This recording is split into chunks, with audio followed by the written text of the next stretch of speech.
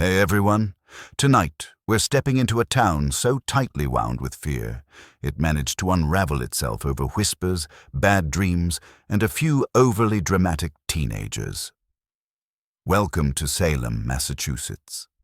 In the year 1692, a place where faith was law, Satan was your nosy neighbor, and suspicion had better aim than a musket. But before we dive into this absolute whirlwind of mass hysteria, false confessions, and holy overreaction, make sure to tap that like button if stories like this keep you up at night, or keep you thinking. And hey, let me know in the comments where in the world you're tuning in from, and what time it is over there. I always love seeing the time zones clash in the chat. Now, let's set the scene. Salem was not exactly the kind of town you'd call exciting, unless you find endless sermons, grey skies, and existential dread thrilling. This was a community where joy was suspect, laughter was almost criminal, and the local hobbies included church attendance and judging your neighbors.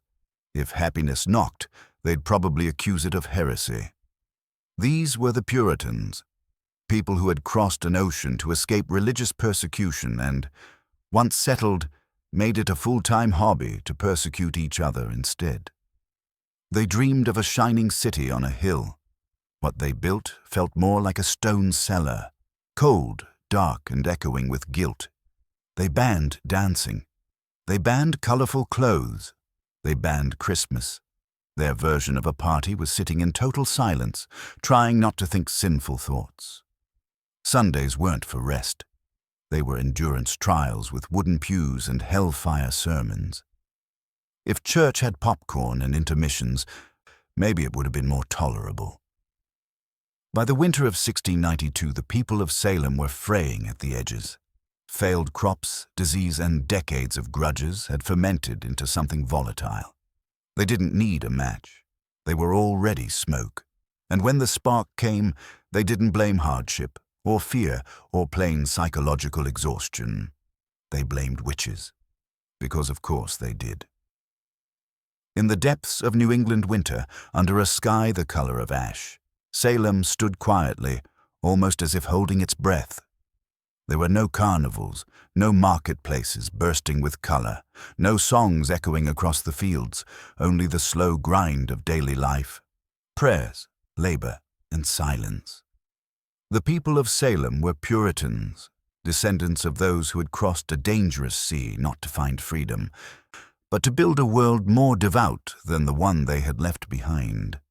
Their faith was absolute, unbending.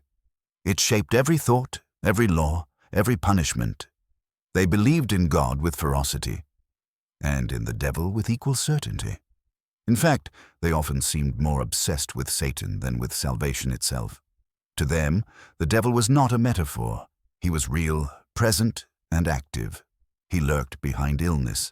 He whispered through bad harvests. He could ride in on a storm or hide in the twitch of a child's eye. In a world with no scientific vocabulary, no concept of mental illness or trauma, the devil was the only explanation they needed for anything that didn't fit. And almost nothing fit. These were people who feared joy. They distrusted dancing. They considered bright clothing an affront to God. They outlawed Christmas as a pagan indulgence. A quiet, pious life was the only life allowed. The children grew up not with toys or stories, but with rules.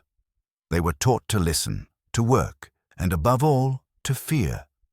So when the girls began to scream, not metaphorically but literally, when they contorted their bodies and claimed invisible hands were grabbing at them, the town took it not as a prank, not as illness, but as war, a spiritual war. The first to cry out was Betty Paris, 9 years old. Then Abigail Williams, her cousin, just 11. What they claimed was terrifying, that witches were tormenting them, pinching their skin, stabbing their flesh, flying through the air.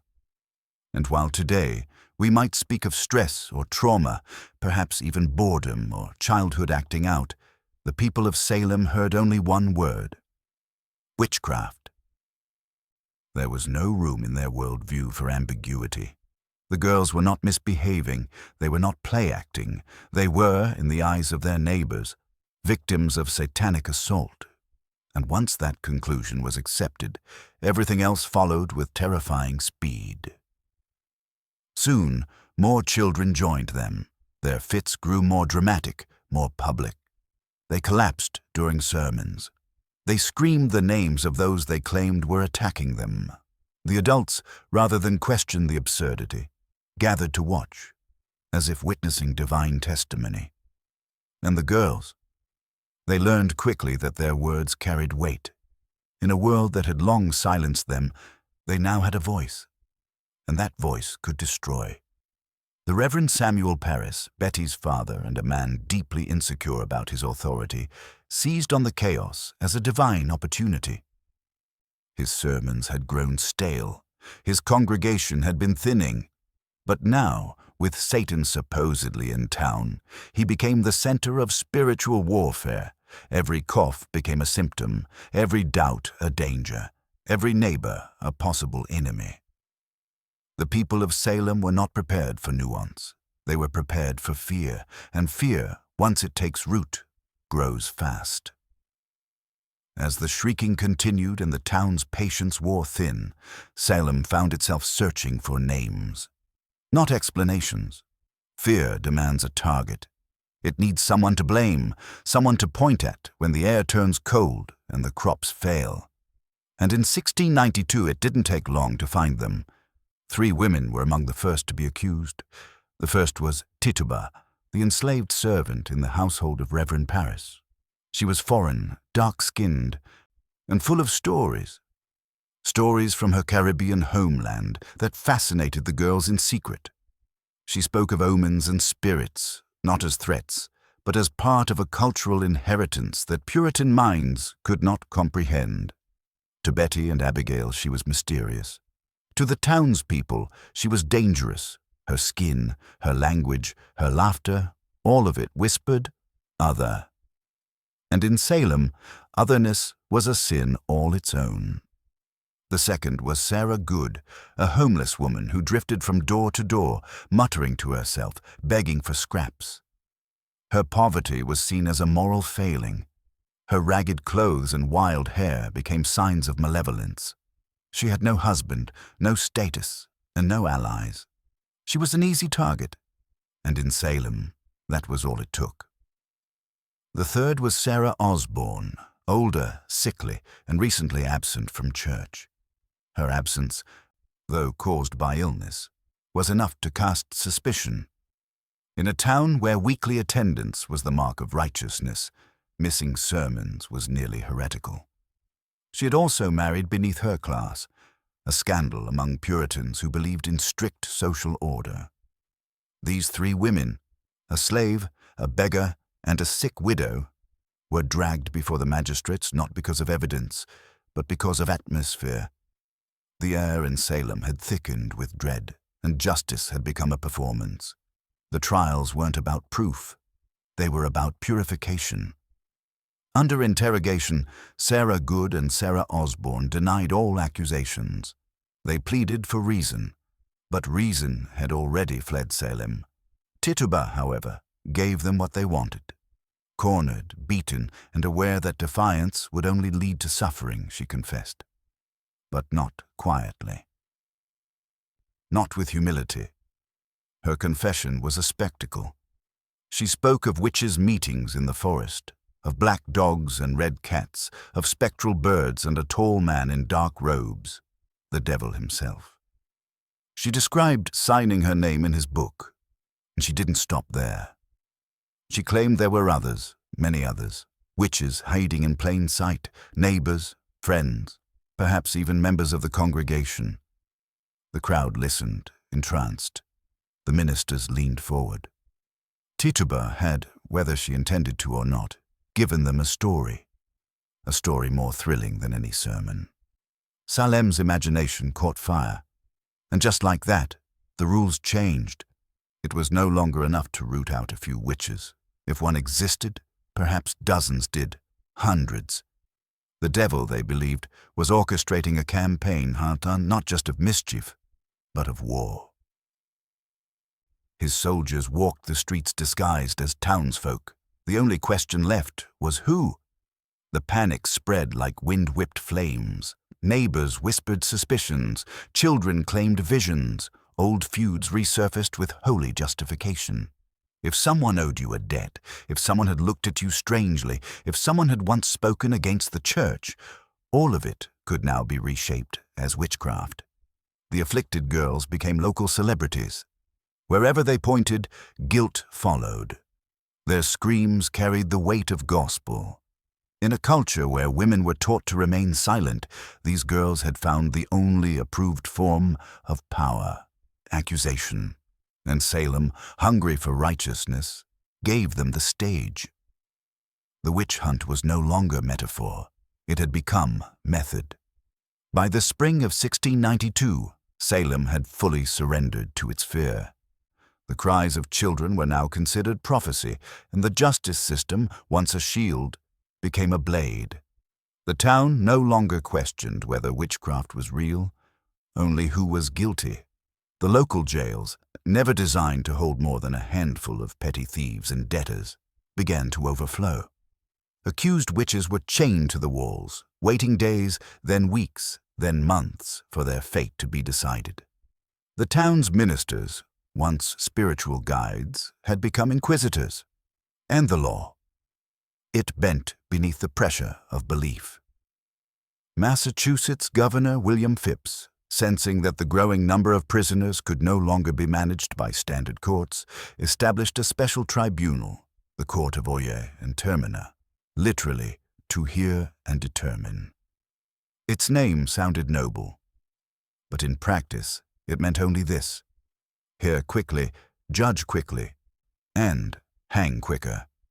At the head of this court stood Chief Justice William Stoughton, a man whose confidence in his own virtue eclipsed any need for evidence. He saw no contradiction in sentencing the accused while claiming to serve divine will. Every confession was proof of God's mercy, every denial proof of the devil's influence. The most chilling feature of this court was its embrace of spectral evidence. If a witness claimed to have seen your spirit, your specter, attacking them in a dream, it could be used against you. You didn't have to touch anyone. You didn't even have to be present. Your soul, they believed, could commit crimes on your behalf. It was legal absurdity sanctified by theology. The accused were caught in a no-win trap. If they confessed, they were seen as guilty, but penitent. If they denied it, they were called liars, proof of Satan's grip. And if they stayed silent, it was taken as defiance. The logic was perfectly circular. It protected no one and accused everyone. The first to be executed under this new system was Bridget Bishop, a tavern owner with a sharp tongue and a fondness for colorful clothes, both of which were apparently offenses to God. When she stood before the court, the afflicted girls screamed and flailed as if her presence alone was a curse. Witnesses spoke of spoiled milk, dead chickens, and strange dreams, flimsy threads woven into a noose. Bridget denied everything, but denial no longer mattered. She was found guilty within minutes and hanged on June 10, 1692. With her death, the dam burst. In the weeks that followed, the court sentenced Sarah Good, Rebecca Nurse, Susanna Martin, and others. Each trial became more theatrical, more fevered. The afflicted girls performed with eerie synchronization, gasping, convulsing, pointing. The judges nodded solemnly. The ministers called it divine justice. Outside the courtroom, crowds gathered, not to protest, but to watch. Salem had become a stage, and the trials its grim entertainment. And all the while, the list of accused grew longer. Husbands accused wives, children turned on parents, neighbors betrayed each other. What had started as a search for evil had morphed into a contest of survival. Confess, and you might live. Deny, and you would hang. And so, good people began to lie, to invent sins they had never committed, just to avoid the noose. They named others to save themselves, spinning webs of accusation so dense that even the truth couldn't breathe. Salem was not purging witches, it was consuming itself. By midsummer of 1692, Salem no longer resembled a town. It was a stage, and everyone was performing. The afflicted girls now fainted on cue. Their screams echoed through the courtroom with the rhythm of rehearsed drama. Each gasp, each collapse, each spectral accusation was met with gasps from the audience and solemn nods from the bench. The courtroom became the town's theater, and in Salem, nothing drew a crowd like a hanging. The spectacle traveled beyond the courthouse walls. Executions became community events. Ministers offered prayers. Judges delivered speeches. Spectators cheered as the condemned were led to the gallows. There were no protesters. There was no resistance. The only safe opinion was the loudest one. Yes, witches walk among us. Even animals were not spared. One dog was executed for supposedly bewitching a child, a bizarre punctuation mark in a trial built entirely on superstition.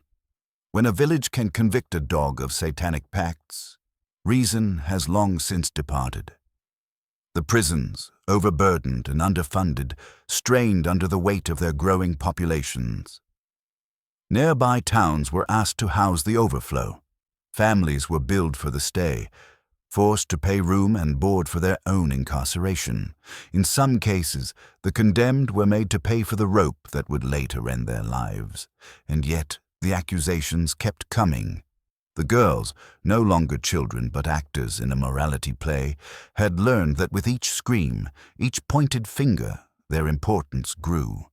They were no longer merely witnesses. They were the heartbeat of the trials, their approval, their convulsions, their theater of possession, all shaping the course of life and death.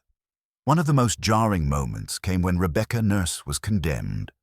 A 71-year-old grandmother, kind and devout, respected by many in the community. Some of her neighbors protested.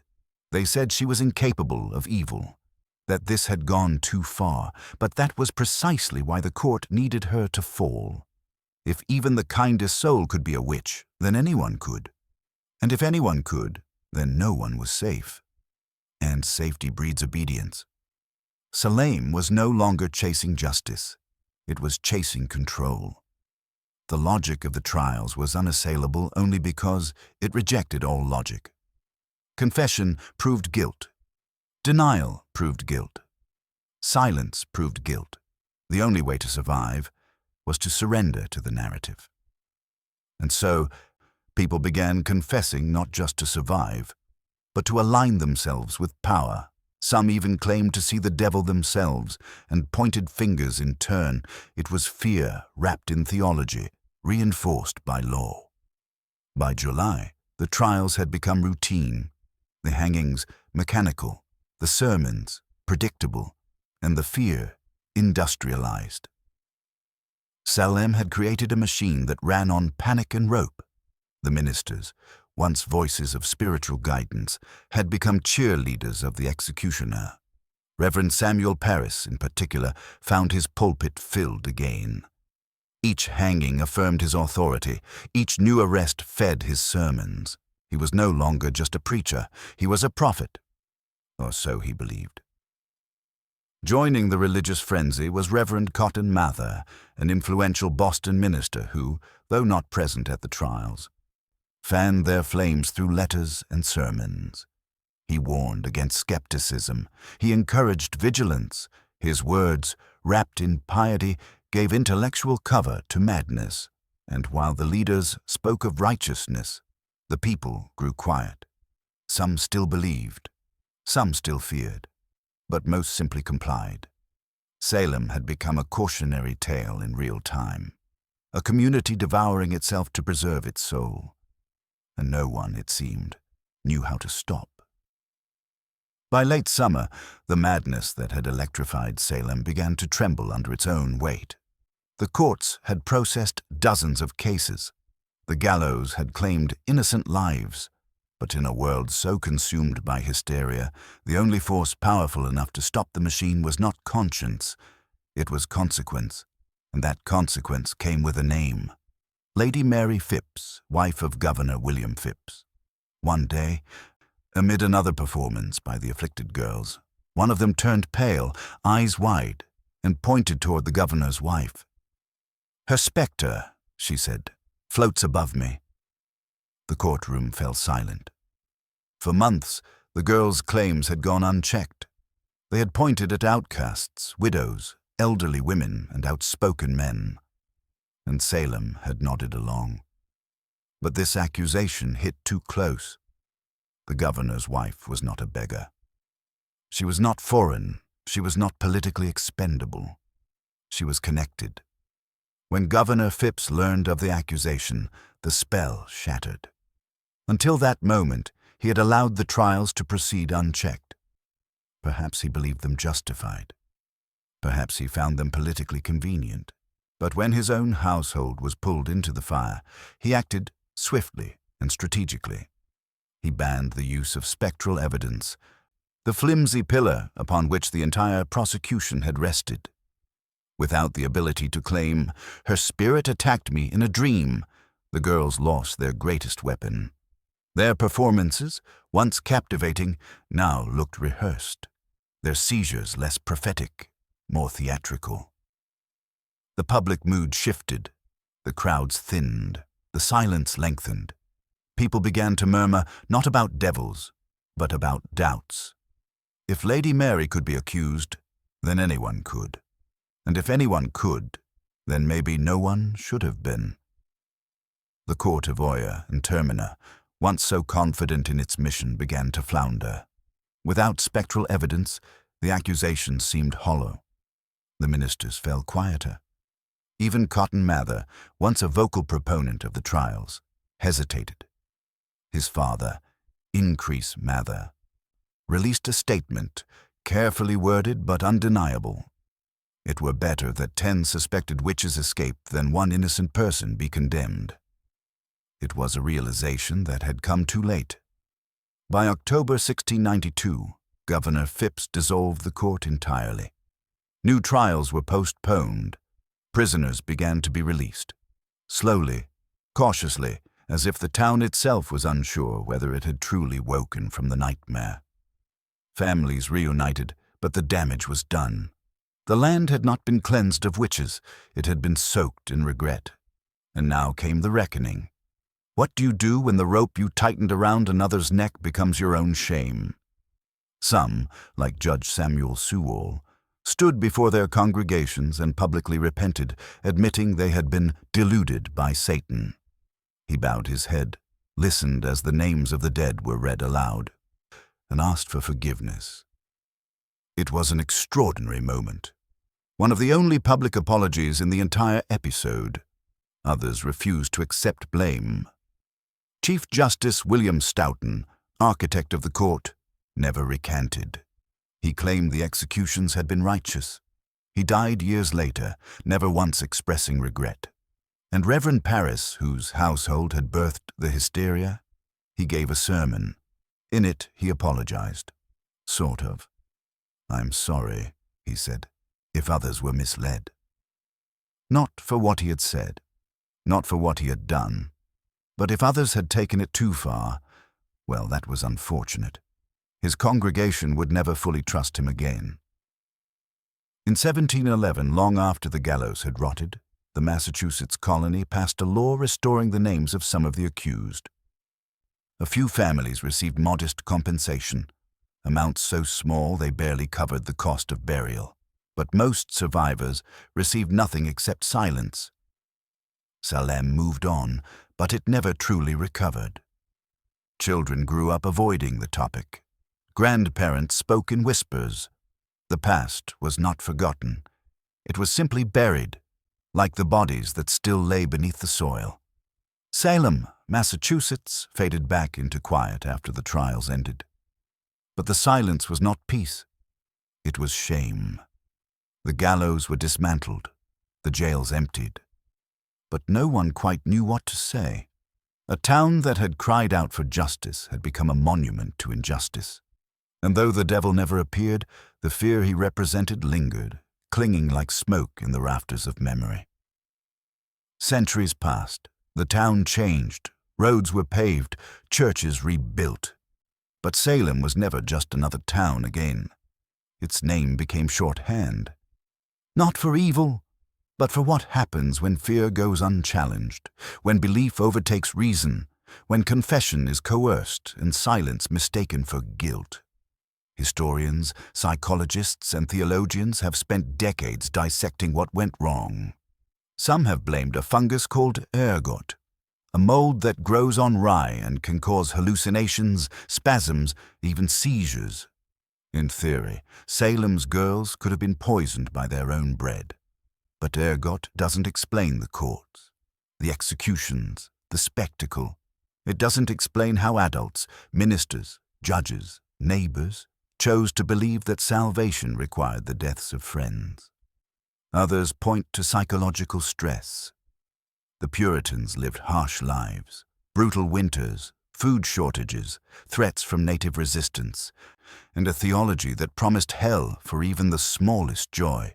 After decades of repression, the mind cracks, the body protests, and maybe in a town without art, without music, without laughter, the only way to scream was through someone else's name. There's also the political lens. Salem was a fractured place, split between two communities, Salem Village and Salem Town. Their conflicts over land, taxes, and leadership had simmered for years. The accusations often flowed along those lines. The witches frequently belonged to families on the losing side of those disputes. In that light, the trials were not about faith, but about power, camouflaged in scripture. Some scholars offer a simpler theory: boredom. The children of Salem had no toys, no books, no escape. They were raised to fear damnation more than death. And when one girl cried out and the adults listened, truly listened, it created a new game, a dangerous one, with real consequences. But beneath all the theories, there's a darker, simpler truth. Human fear is contagious, and human stupidity is stubborn. The Salem Witch Trials were not the first of their kind, and they would not be the last. The script would be reused, rewritten, and revived again and again. Just change the target. Witches became heretics, then communists, then terrorists, then neighbors with the wrong opinions. Every generation finds a new witch to burn, and often they do it with clean hands, convinced they are on the right side of history. Salem teaches us that when fear is organized, when it is given a language, a law, a pulpit, it doesn't just survive, it thrives. Today, Salem calls itself Witch City. There are shops selling tarot cards, cafes with broomsticks on the walls. Tourists walk the same paths where people once wept before the gallows. It's history rebranded, tragedy now marketable. You can buy a t-shirt that says "Not Today, Satan" near the field where Rebecca Nurse took her final breath. This too is part of the legacy. But beneath the souvenirs and seasonal festivals, the lesson still flickers, if you know where to look. The devil never needed to enter Salem. The people did his work for him, and they did it with prayer on their lips. Long after the gallows were taken down and the sermons fell quiet, the spirit of Salem refused to vanish. It slipped into books, sermons, courtrooms, even classrooms. It changed names, changed forms, but not its nature. Because what happened in Salem was not merely an event. It was a template. Fear institutionalized. Centuries later, during the early 1950s, another courtroom erupted in whispers and accusations. Only this time, the accused weren't witches. They were communists. In Washington, Senator Joseph McCarthy stood before television cameras with a list in hand. He claimed there were traitors within the U.S. government. Spies, infiltrators, un-Americans. Proof was not required, only suspicion. And like in Salem, denial was treated as guilt. Teachers lost their jobs. Writers were blacklisted. Artists vanished from public life. People confessed to crimes they never committed just to survive. They named others to save themselves. The more who were accused, the more the public believed the threat must be real. They called it a witch hunt, and they weren't wrong. Even Arthur Miller, the American playwright, saw the parallel. In 1953, he wrote The Crucible, a dramatized retelling of the Salem trials. But what he was really writing about was the Red Scare. He used 1692 to talk about 1953. And in doing so, he proved something terrifying. Salem isn't a place. It's a pattern, because the names change, the vocabulary evolves. But the mechanics, those stay the same. You begin with anxiety. Add an enemy you can't see. Stir in ideology and a few public examples. Then light a match. You don't need evidence. You just need belief. And belief, once weaponized, does not require facts. It only requires volume, whether it's witches in 1692, Reds in 1953, or conspiracy theories today. The fuel is always the same. Us versus them.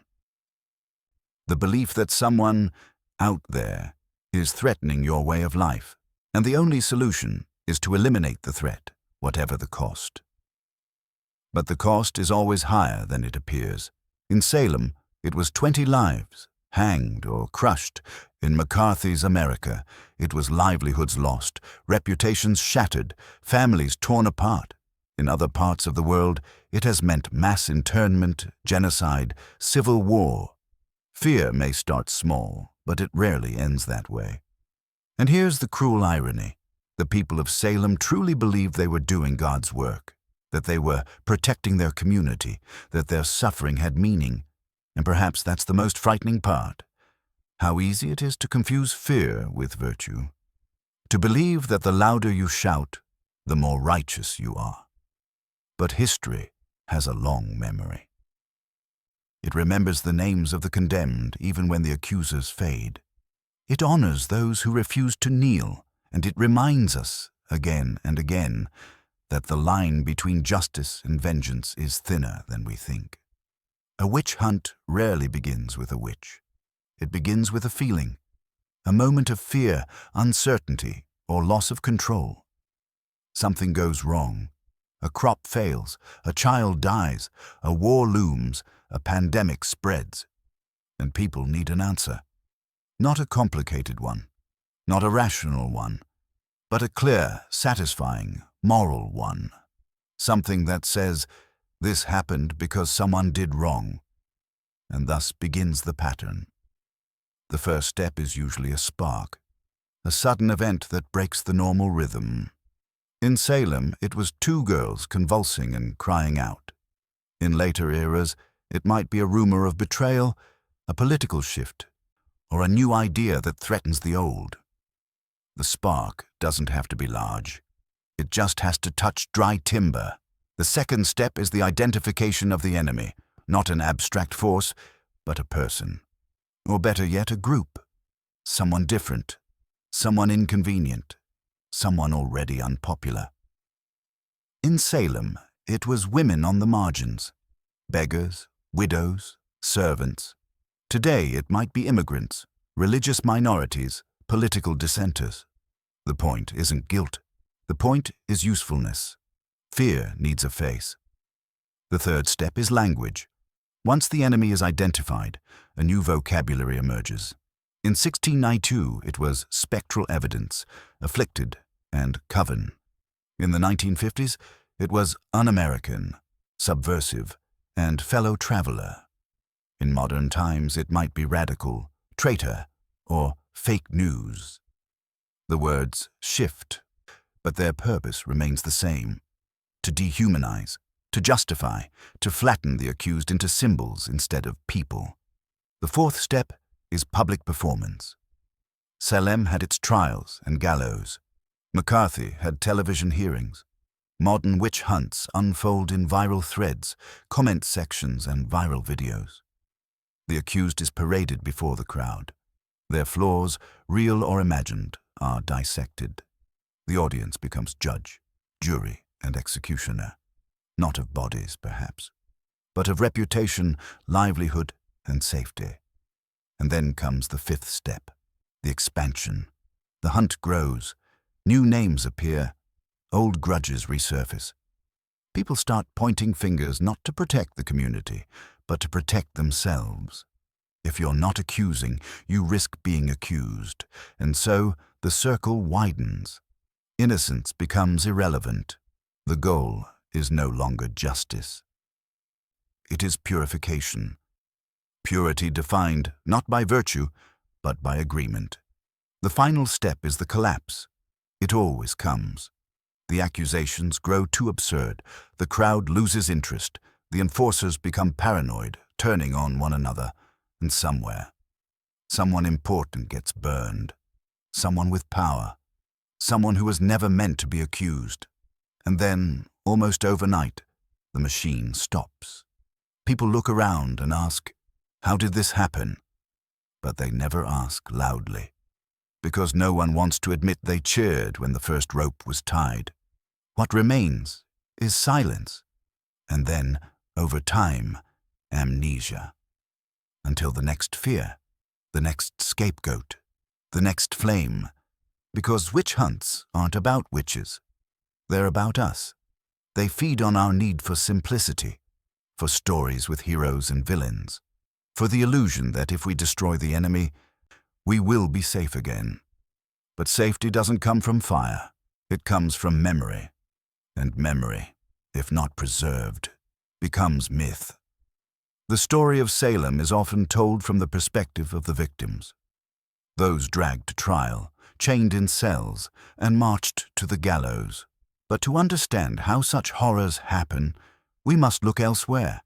We must look at the accusers. What drives someone to point a finger that leads to a noose? In Salem, the primary accusers were girls, young, unmarried, powerless in every traditional sense. They had no vote, no voice in law, no control over their own fates. In public life, they were invisible. Until the day they screamed, their fits, their visions, their convulsions. These became currency. Suddenly, ministers listened. Judges leaned forward. Grown men trembled when they entered the room. For the first time in their lives, these girls were not just seen, they were feared. Power is seductive, and when it arrives disguised as righteousness, it becomes almost irresistible. But the accusers were not only children. Neighbors accused neighbors, brothers accused sisters, wives betrayed husbands, and not always out of fear. Sometimes it was envy, resentment, land disputes, old grudges dressed in new robes. There's something ancient in the human psyche, a hunger to divide the world into us and them. To believe that suffering is caused not by chance or chaos, but by enemies, hidden enemies, traitors in our midst. This belief gives us purpose. It binds the group together. If someone is to blame, then we are innocent. If evil is among us, then purging it is noble. And so, accusation becomes an act of moral cleansing, at least in the eyes of the accuser. It's easy to imagine that people accuse to protect themselves. And sometimes that's true. But more often, they accuse because it feels good. To be righteous, to be brave, to be seen. And when the crowd applauds, when the leaders nod, when the guilty hang, it feels like justice. Even when it's not. There's also the safety in accusation. If you're pointing the finger, no one's pointing at you. In a volatile system, the quickest path to survival is complicity, especially when silence itself is treated as guilt. In Salem, those who defended the accused were themselves accused. Neutrality was dangerous. Compassion was suspect. The only safe option was to align yourself with the hunt. It's a pattern we see again and again. In courtrooms, in politics, even online. Accusers rarely think they're doing harm. Most believe they are protecting their community, that their cause is just. But justice warped by fear becomes cruelty, and cruelty justified by belief becomes tyranny. What makes witch hunts so enduring is not the presence of evil, but the belief that we are incapable of it, that we are on the right side. But history is written with the blood of people who thought that very thing. Salem did not kill 20 people because everyone believed the accused were witches. It happened because most people said nothing.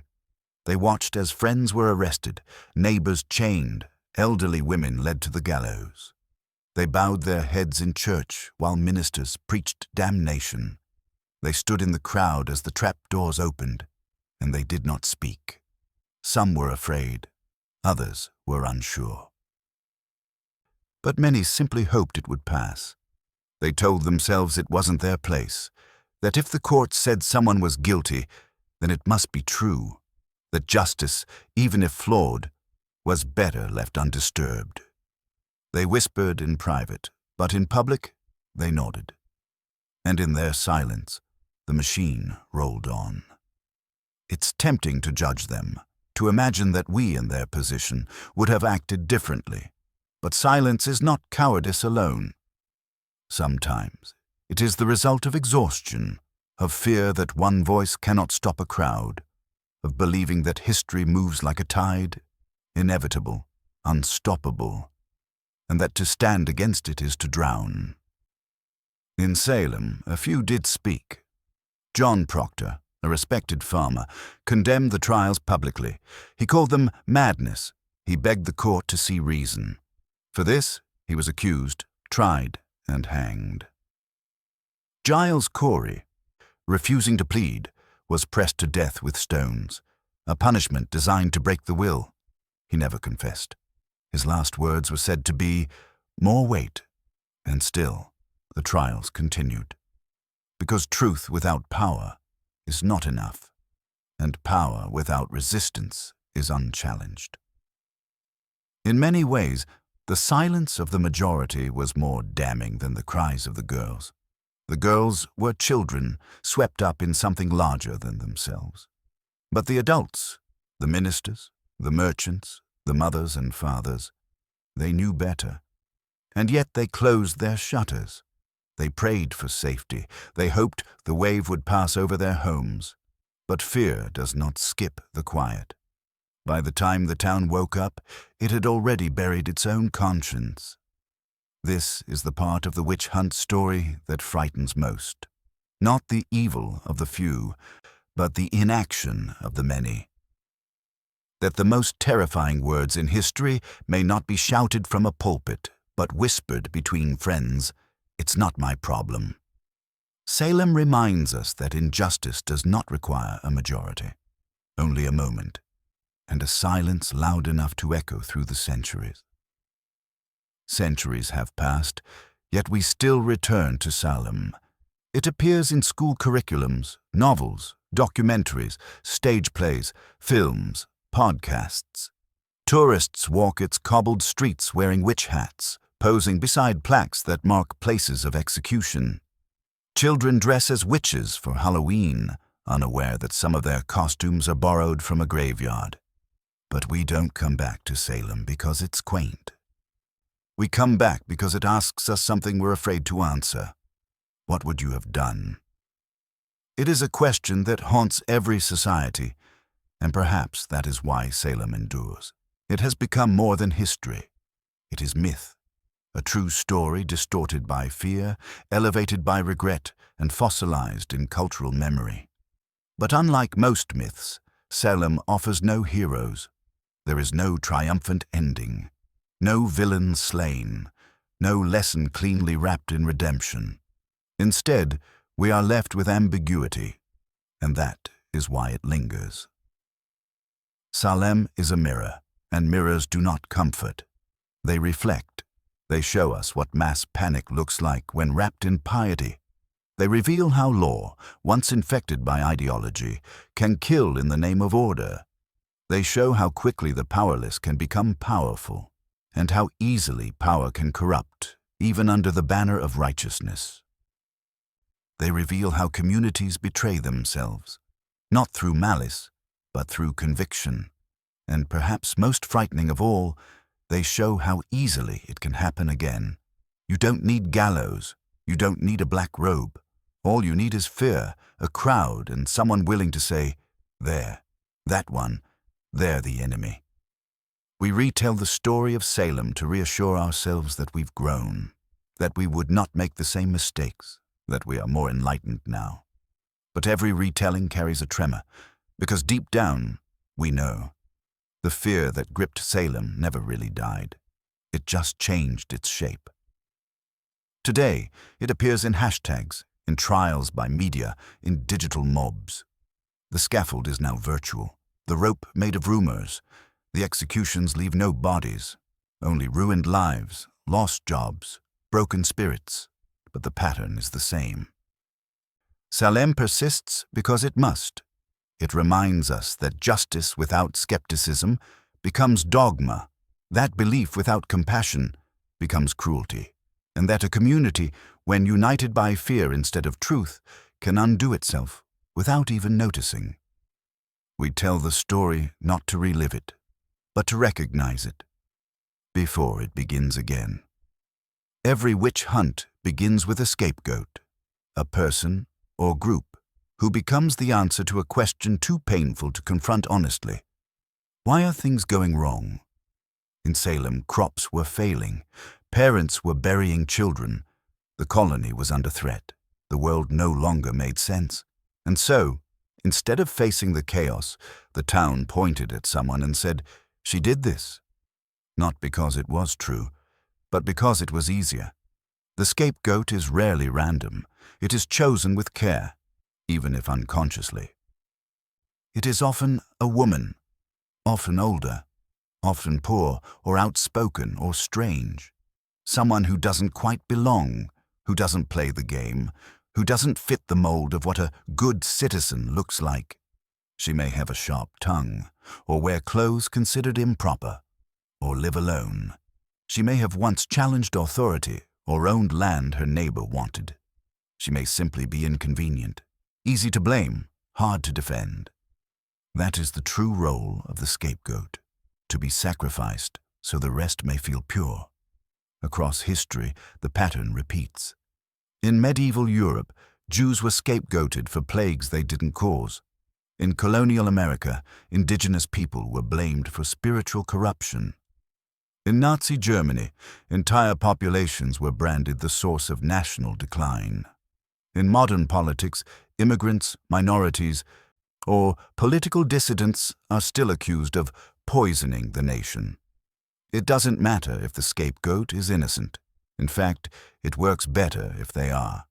Because if they fight back, their resistance is called guilt. And if they stay silent, their silence becomes evidence.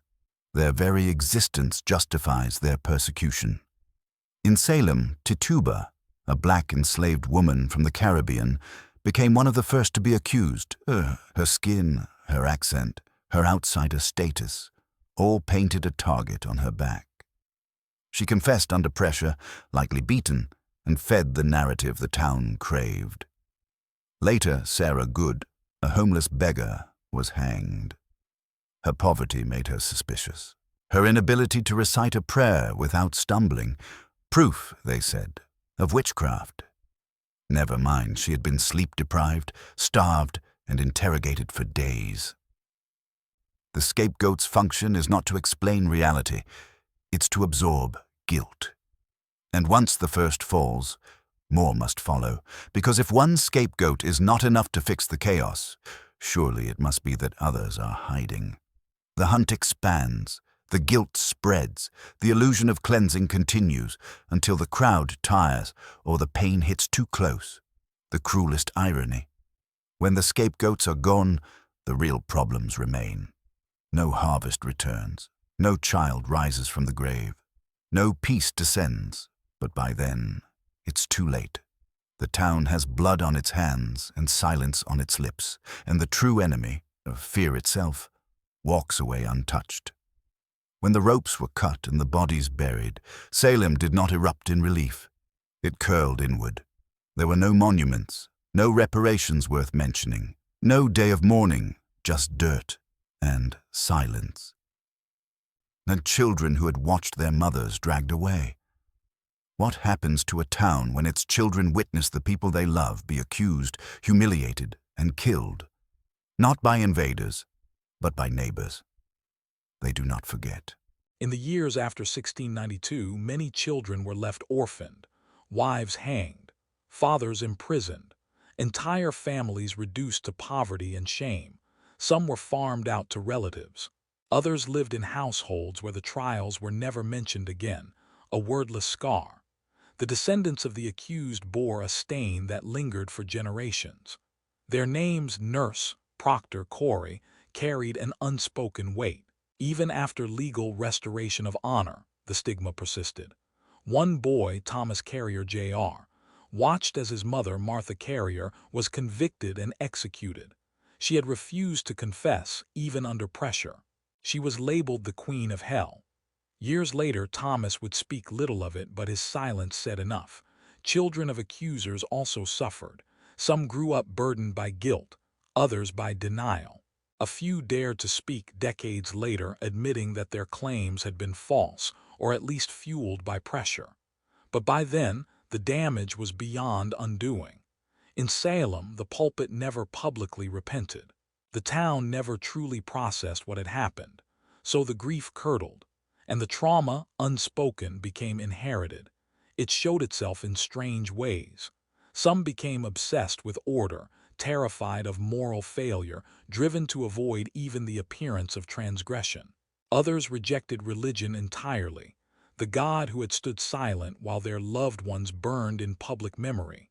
Still others clung to the myth that justice had been served, that the accused had, somehow, brought it on themselves. And many simply forgot, not because the story was gone, but because it hurt too much to tell. This is the final cruelty of a witch hunt. It does not end with the last execution. It lingers, in names, in bloodlines, in the spaces between generations, where shame passes like a family heirloom no one asks for. But some tried to remember. A few survivors kept journals, not of outrage but of loss. Some descendants petitioned the government, even a century later, for public acknowledgement. And in time, the town erected small markers, plaques and stones and modest memorials, not to celebrate but to atone. Because history, when buried, does not rest. It seeps into the roots of trees, into the silence of dinner tables, into the questions children are too afraid to ask and parents are too afraid to answer. Salem's children grew up in the shadow of the gallows. Some became judges, some became teachers. But all of them, knowingly or not, carried with them a legacy not of witchcraft, but of what happens when truth is abandoned and fear wears the robes of justice. The gallows may be gone, but the fire never died. Today, Salem does not wear robes or carry Bibles. It wears usernames. It posts threads. It trends with hashtags. We live in an age where a single accusation, launched in 280 characters, can ruin a career. Where videos are clipped out of context and reputations incinerated before sunrise. Where no trial is needed, only momentum. We call it cancel culture. We call it accountability. But sometimes it is simply a witch hunt in Wi-Fi clothing. Just like in 1692, modern purges begin with fear. Fear of irrelevance. Fear of being on the wrong side of history. Fear that silence equals complicity. And so people rush to speak, to denounce, to signal that they are not like them. In Salem, to question the accusers was to risk accusation. Today, to ask for context is to risk backlash. To say wait is to sound like you're excusing the crime, even if no crime was proven. The mechanisms are eerily similar: an accusation, a rush to believe, a flood of voices demanding action, institutions scrambling to protect their image, not truth, apologies extracted like confessions, not to repair but to validate the mob. And finally, silence. The accused disappears, the crowd moves on, the wound remains. And like Salem, the targets are often those already vulnerable: minorities, outsiders, women who speak too sharply, men who fail to perform the expected script. Sometimes the accused are guilty of something. Sometimes they're guilty of nothing at all. But either way, nuance becomes the first casualty. We no longer need courts. We have screenshots. We don't need preachers. We have influencers. We don't hang bodies. We hang reputations. But the effect is real. An author loses their book deal. A teenager becomes the face of a mistake they'll never live down. A professor's lecture is clipped and framed as hate. A worker is doxxed and fired before anyone asks what really happened. There is no appeal, no mercy, no due process. And when the dust settles, no one builds a memorial. No one writes the names of the wrongly accused in stone, because we are too busy chasing the next flame. The internet, for all its promise, has given us the perfect gallows, instant, global, unforgiving. A place where people cheer destruction with the same certainty the Puritans once chanted psalms. But if we listen closely, beneath the noise, beneath the fury, beneath the illusion of justice, we can still hear the echo. There. That one. There the witch. Salem is remembered for its hysteria, its executions, its shame. But hidden among the ashes are embers of something else, something rare. Courage, not the kind found in battle.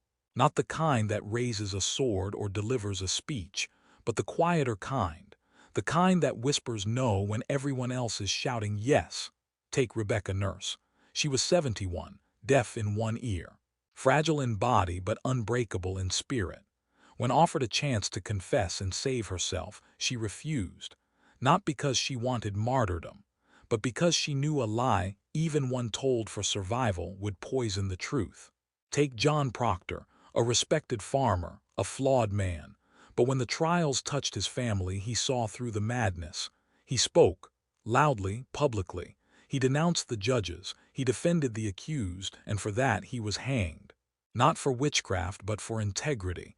Take Giles Corey, 80 years old, accused by neighbors he had helped. He refused to enter a plea. The law could not try him without one. So they pressed him with stones, a slow, brutal torture. He never broke. His final words, whispered through cracked ribs, were, "More weight." These are not just stories, they are blueprints, because every age has its fire. Every generation has its hunt. And in each there are those who bend and those who don't. What Salem teaches us is that courage doesn't always win. Sometimes it hangs. Sometimes it's crushed. Sometimes it's forgotten for centuries.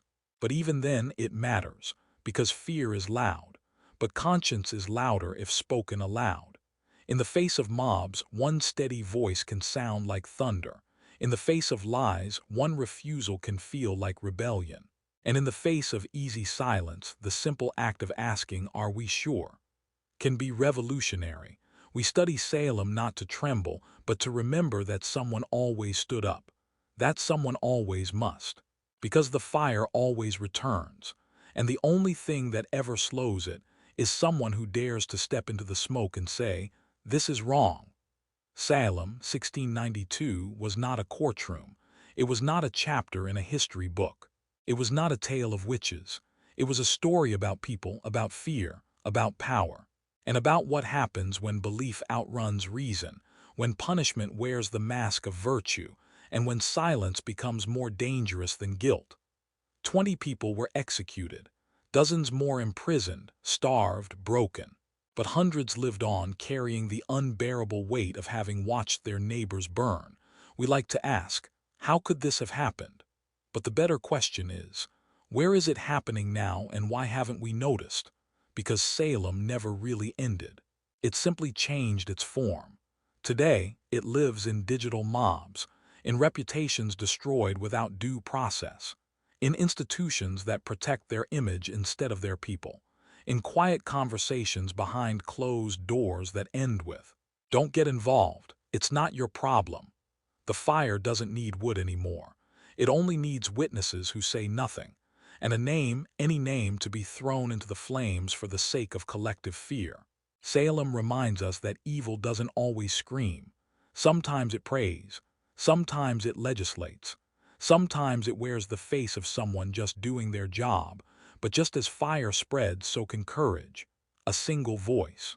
One person who refuses to go along. One hand raised, not in accusation, but in protest, can slow the machine if only for a moment. And that moment matters, because Salem is not a story about despair. It is a story about a warning still echoing across time to those willing to hear. Never close your eyes when your community begins to search for someone to burn. Never assume it won't be your name they call next. Never believe it can't happen here or now just because the world looks modern.